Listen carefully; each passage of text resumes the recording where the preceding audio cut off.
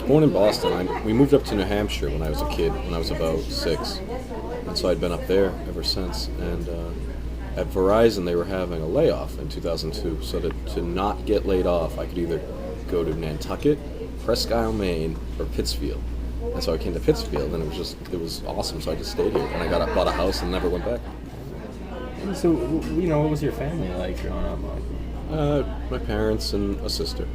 Parents and a sister. Yep. My father, he worked at a warehouse, and then when I was about 13, he got laid off, and it was it was really devastating. It was like 4 years of just really hard times for us, and he would do like multiple jobs. He worked at a pizza place. I remember he worked at Kmart. He worked at radio overnight. He worked at DJing ways.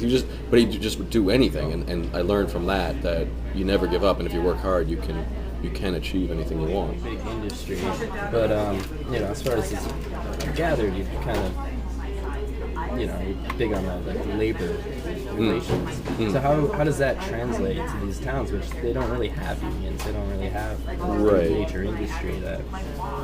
Right.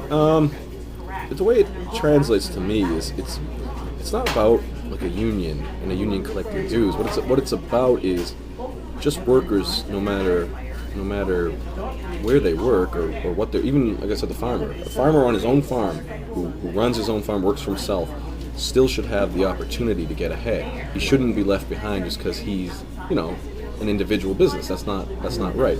So to me, it's just improving the opportunity for workers to live the American dream.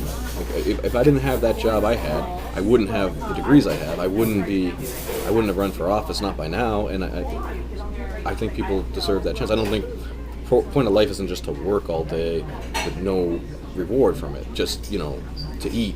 I think there's more to it than that. I think there should be an opportunity for people to make more of their lives if that's what they want. If people are content to just eat, that's fine too.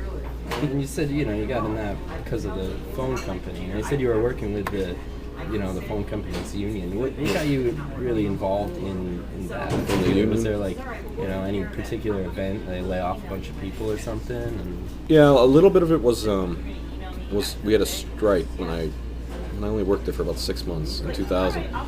We went on strike, and so I would listen to the other. It was only for 2 weeks, but I would listen to people, and I'd be like, well, what's the point of this? And they'd be like, well, this is why our health insurance benefits are good. This is because we went on strike in 1989 for 4 months, and people didn't get paid for 4 months because they wanted to preserve the benefits they were getting. And I said, oh, okay, that makes sense. And then you would watch what goes on the shop floor. And I thought it was interesting. I thought it was a good way. It was democracy. It was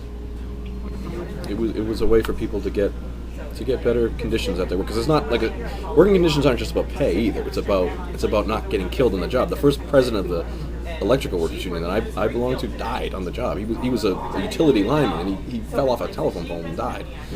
So that doesn't happen that much anymore, which is a good thing. But still, like 68 people died in Massachusetts last year on the job, which people don't realize that. Yeah, but yeah, it still happens.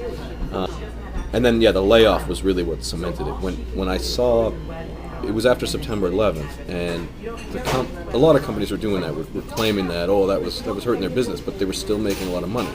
So why would you make the recession worse instead of, okay, we're doing all right, so let's not add to unemployment. Let's get through this, and then if we start losing money, we have to get rid of people. So that was really what made me start thinking. That was right when I was starting to go back to school too. It's like, no, that's not right to just take this money and then forget about the people that got us here.